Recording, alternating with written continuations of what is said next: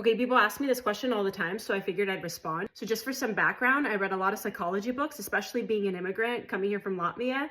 American culture is very different from like that Slav Russian culture.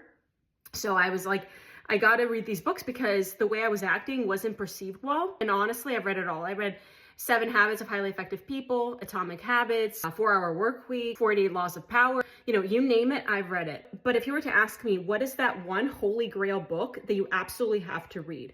So let's say you don't read any of the other books, you just read one, what would that book be?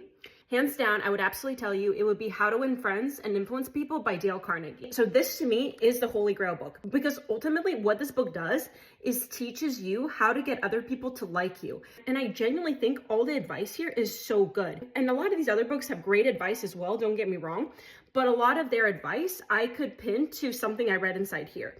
And when I say read this book, I don't just mean go and read this book. I actually mean actively read it. Highlight all the things that you find interesting so that you can remember them later. So start reading it, highlight everything that's important, and every 2 years, come back to it and read it again so that you really don't forget to channel this in everyday life. So for example, for me, this whole book is highlighted.